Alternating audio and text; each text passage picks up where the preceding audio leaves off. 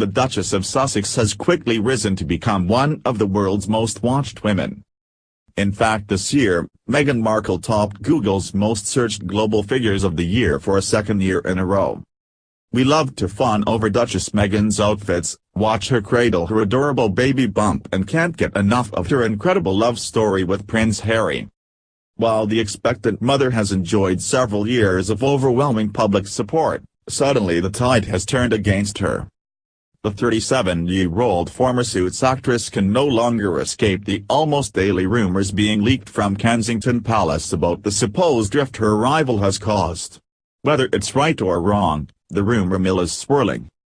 So how on earth did this happen? How did the most adored woman in the world become the subject of such vicious tabloid chatter? Here's a timeline explaining exactly how it happened. Just 18 months after they were first introduced by friends in London, Harry and Meghan announced their engagement to the world. Arriving to their photo call with the world's press hand in hand, the new couple couldn't take their eyes off each other. But this happy news didn't come out of the blue. The announcement came just months after Kensington Palace released an extraordinary statement begging the media to give Meghan some privacy. This was a clear indication that Harry was serious about this relationship and didn't want to scare Meghan off. News coverage at the time was overwhelmingly positive. Finally, the heartbroken little boy that walked behind his mother's coffin in 1997 had found his happily ever after. Everything about this wedding was straight out of a fairy tale: the nervous prince, the beautiful bride in her custom Givenchy gown and that stunning veil embroidered with all the flowers of the Commonwealth countries. As Harry and Meghan shared their first kiss in front of the world, we collectively swooned. Once again, Harry and Meghan mania dominated the headlines and unsurprisingly, the #1 news event of 2018 was the Duke and Duchess of Sussex's royal wedding. An estimated 1.9 billion tuned in around the world to watch the couple exchange vows at St. George's Chapel, Windsor in May, with their wedding injecting an estimated $3.5 billion into the British economy. Whether it was fans stocking up on their Meghan and Harry memorabilia or tourists jetting into Windsor from around the world, the pin-up royal couple were literally worth their weight in gold. Okay, so we know Harry's obsessed with Meghan, but what about the Queen? Back in June, the newlywed and Queen Elizabeth had their first official royal outing together and it could not have been more of a success, with the pair looking close and spending the whole day giggling together. At one point during the day, the Queen stepped in to lend a helping hand to the nervous Duchess. In a moment of confusion when entering a car, Meghan was unsure if she or the monarch should get in first. A flustered Meghan stepped back to let the Queen enter the car first. "What is your preference?" Meghan politely asked the Queen, to which she replied, "You go first." "Oh, okay," Meghan responded, before quickly getting into the vehicle. Soon after this cute day out, it emerged that Meghan has her own nickname for the Queen. According to the editor of Majesty magazine, Meghan refers to the Queen as Mama, rather than the traditional ma'am. In their official engagement video released by the BBC, Prince Harry even jokes that the Queen's dogs took an instant liking to Meghan. "I've spent the last 33 years being barked at, this one walks in, absolutely nothing," Harry said of Meghan's first encounter with the royal pups. "Just wagging tails, and I was like, arg. The only thing better than one duchess, is two duchesses." Kate and Meghan decided to ditch their husbands for their first solo outing together at Wimbledon, to watch Meghan's good friend Serena Williams in the grand final. Duchess Kate is a huge tennis fan, a Wimbledon patron and a regular in the royal box. She and Meghan both looked stunning in their chic outfits and chatted amicably throughout the match. While some commentators believed their outing was a genuine display of friendship, others speculated the pair were simply tolerating each other for the sake of the cameras. Just hours after the Sussexes touched down in Sydney for the first stop of the royal tour down under, Harry and Meghan confirmed they are having a baby. The next day, Meghan debuted her mini baby bump to the world in a chic white dress from Aussie designer Karen G. Now we're used to seeing Meghan cradle her stomach, but the first time we saw that was when the couple visited Fraser Island.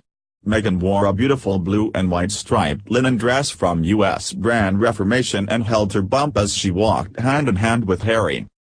Throughout the two-week tour, Meghan amazed locals and indeed, the world. She got up at 4 a.m. to do yoga, baked banana bread late at night and didn't drop the ball once during an insane travel schedule. We were all in awe of her poise, grace and patience. Royal fans could not get enough of Harry and Meghan, with huge crowds turning out all around the country to get a glimpse of the happy couple and that cute bump. From myself, my wife and our little bump, we are so grateful to be here, Harry said at the time. Meghan was praised for delivering a powerful speech about feminism and women's empowerment in New Zealand. One fan wrote on Twitter, "You're championing women. You're using your platform to shine a light on women's rights. Thank you so much for staying true to yourself." While another said, "Wow. Great speech and my goodness is she gorgeous and well-spoken." This is the exact moment when things started to shift. Last month, the Duke and Duchess announced they would be moving out of Kensington Palace, where they currently live next door to the Cambridges and their 3 children, to Frogmore Cottage in Windsor. The sprawling 10-bedroom residence, which was gifted to the couple from the Queen, sits within the private home park and looks out onto the stunning grounds of Frogmore House. Meghan reportedly wants to renovate the property to include a new nursery and a gym and yoga studio. Windsor is a very special place for their Royal Highnesses and they are grateful that their official residence will be on the estate, Kensington Palace said in a statement. Harry and Meghan were married in Windsor's St George's Chapel and their reception celebrations were held at Frogmore House. But royal sources have been leaking gossip to the British tabloids, claiming the Sussexes are moving because of tension with Prince William and Duchess Kate. The initial plan was for Harry and Meghan to move out of their cottage in the grounds of Kensington Palace and into one of the main apartments. But there has been a bit of tension between the brothers, a source told The Sun. Meanwhile, a new report from The Sun has also shed light on Meghan and Harry's supposed tempers before their wedding.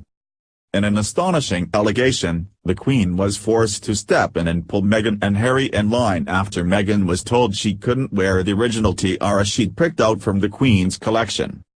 Meghan had her heart set on this tiara with emeralds and Prince Harry hit the roof when they were told it was impossible for her to wear it, a spy told The Sun. As the origins of the tiara couldn't be 100% confirmed and with fears it could have questionable ties to Russia, the Queen apparently would not loan it out. And it did not go down well. There was a very heated exchange that prompted the Queen to speak to Harry. She said, "Meghan cannot have whatever she wants. She gets what tiara she's given by me," the insider claimed. Adding, the Queen also questioned why Meghan needed a veil for the wedding, given it was to be her second marriage. The message from the Queen was very much Meghan needed to think about how she speaks to staff members and be careful to follow family protocols. "You know you've misstepped when you get a stern dressing down from the Queen."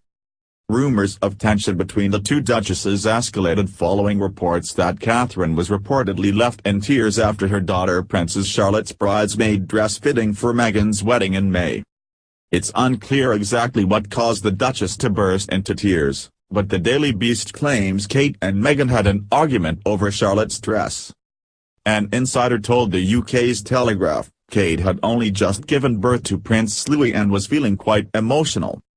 Many royal insiders have insisted there's actually no bad blood between Duchess Catherine and Duchess Meghan, but their respective husbands are not getting along. A source told Vanity Fair that there is no feud between Kate and Meghan. Kate and Meghan are very different people and they don't have a lot in common but they have made an effort to get along, said the source. Any issues are between the brothers. Some sources have said Harry and William's bond said to be almost irretrievably broken because William refused to roll out the red carpet for Harry's new bride. Harry didn't think William was rolling out the red carpet for Meghan, and told him so, a source spills of the brothers' rift. They had a bit of a fallout, which was only resolved when Prince Charles stepped in and asked William to make an effort. 3 royal aides have resigned since Meghan and Harry got married in May. This week, it was announced that Samantha Cohen, private secretary to Harry and Meghan, will leave their service in British Spring 2019, after the birth of the new royal baby. She's worked with the royal family for 17 years. According to The Times, a source close to Meghan said, "Sam will be a huge loss. Going forward, Meghan might need someone cut from a slightly different cloth to traditional courtiers, who is not a career civil servant or royal insider."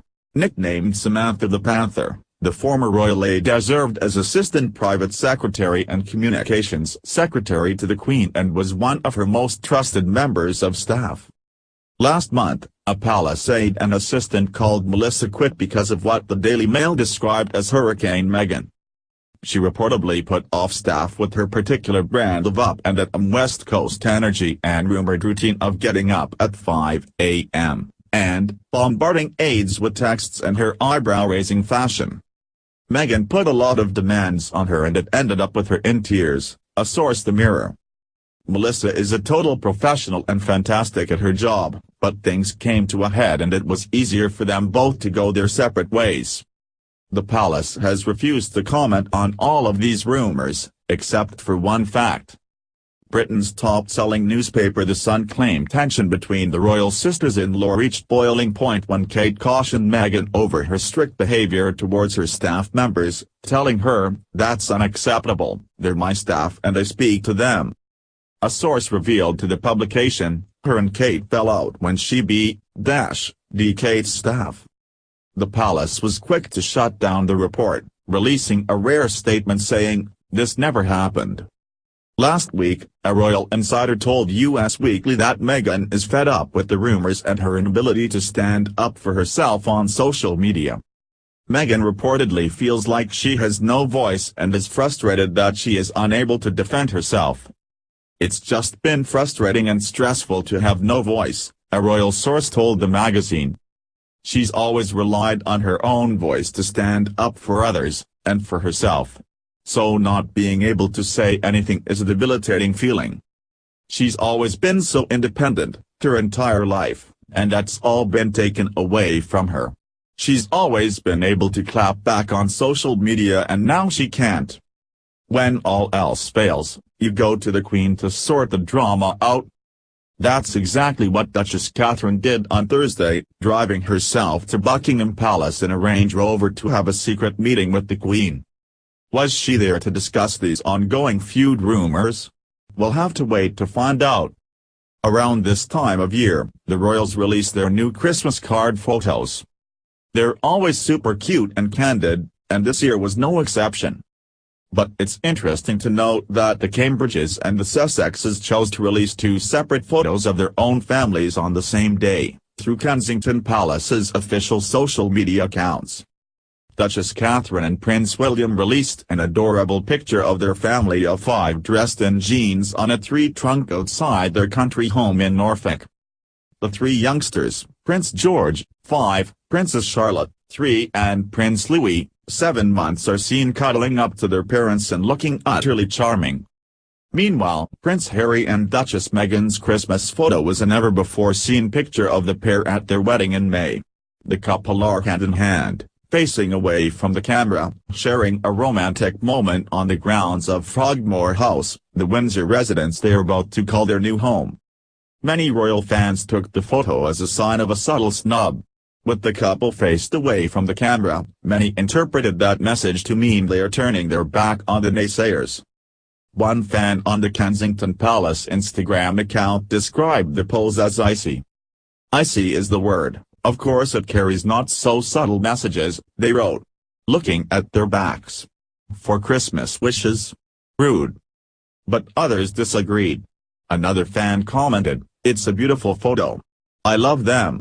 It's their first Christmas as a married couple and this was a special moment for them this year. Why not share it? Who cares if you can't see their faces? Big deal. We see their faces everywhere. I love it." Whether or not the Sussexes' Christmas photo was an intentional snub, there's no denying the press has changed their tune and royal fans are following suit. Just look at this side-by-side image showing the difference in media coverage between Harry and Meghan's engagement, and now.